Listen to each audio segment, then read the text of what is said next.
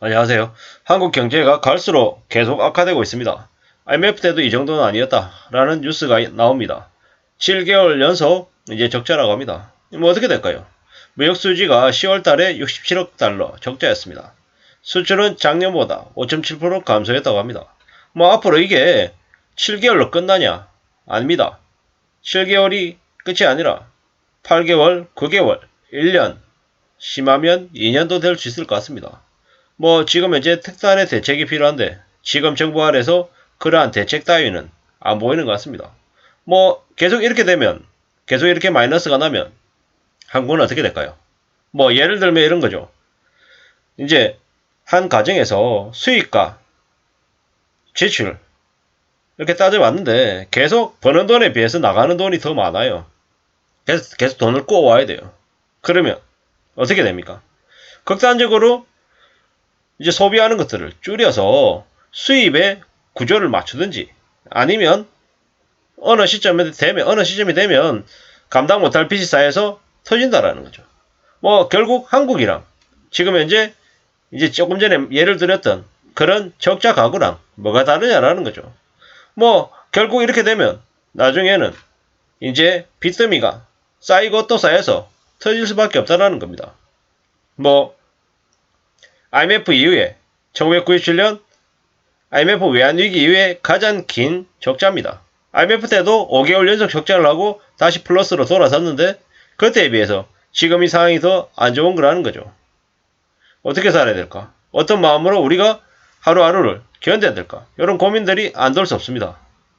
뭐 한국 경제가 매우 괜찮은 것처럼 국뽕에 취해가지고 뭐 어떤 무기를 수출을 했니, 원전 계약을 했니, 어쩌고 얘기하지만 지금 현재 우리네 상황은 매우 안 좋다라는 겁니다.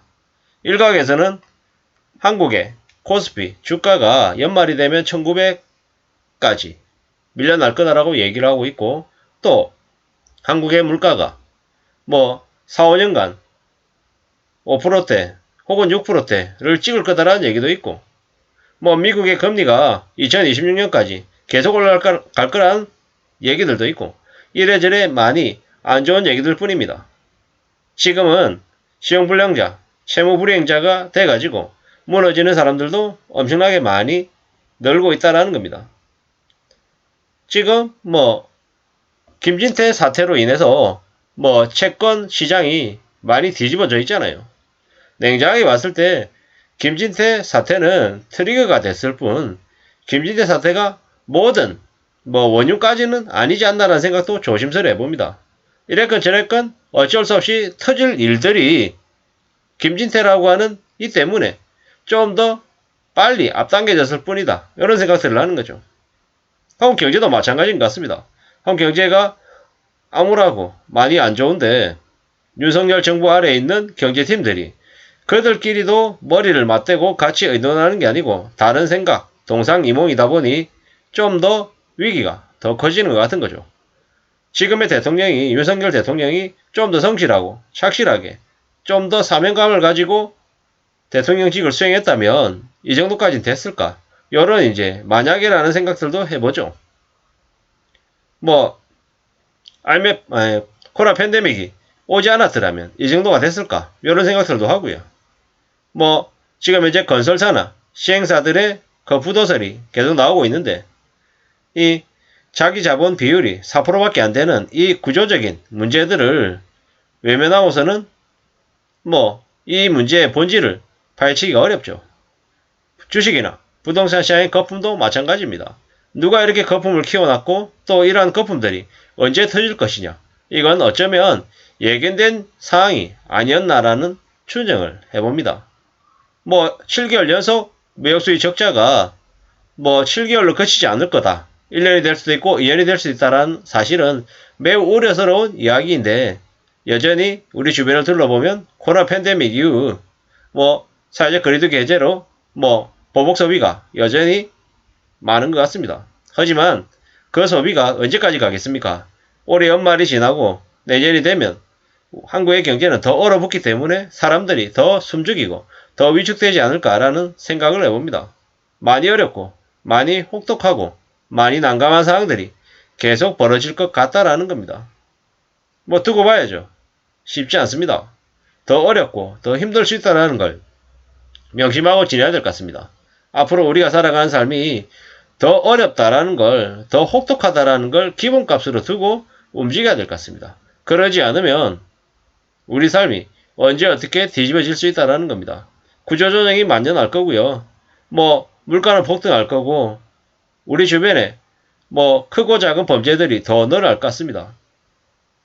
뭐 충북 괴산에 지진이 있었고 또 저기 이태원 할로윈 압사 사태가 있었고 압사 사건이 있었고 또 뭐 이러한 일들이 또 언제 어떻게 또 퍼질지 두고 봐야 된다라는 거죠.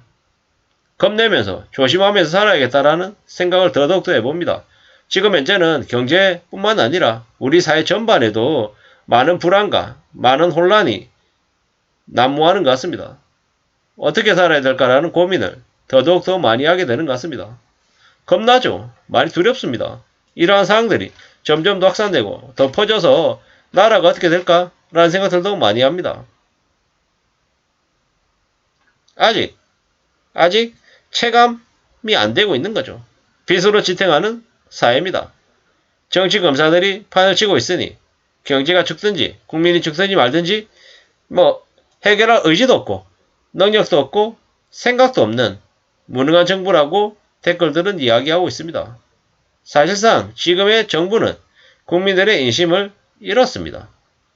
저렇게 책임지지 않는 무책임한 발언들과 나 몰라라고 남의 이야기하듯이 하는 이들인데 어떻게 잘 될 수가 있겠습니까? 무역수지가 67억 달러 사상 최악의 적자인데 뭐 이래저래 조용합니다. 경제신문이나 언론이나 이런 것들이 말이죠. 문재인 정부 때에도 부채가 많이 늘어서 막장이었고 지금은 지금대로 또 막장이고 이게 뭔가 싶은 거죠. 앞으로 우리의 삶이 어떤 식으로 흘러갈지 조금 더 냉정하게 두고 보고 대비해야 될 것 같습니다. 그 대비란 다름 아닌 자기 자신의 생업에서 좀 더 오래 가늘고 길게 착실하게 버티는 것 말고는 없다라는 겁니다.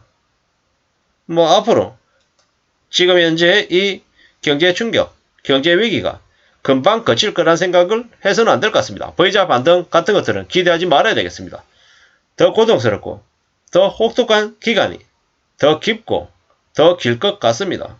IMF와 같은 1997년 그 경제 위기가 앞으로 최소 5년 이상은 지속된다라고 봐도 무방할 것 같습니다. 정신 바짝 차리고 살아야 될 것 같습니다. 이상입니다.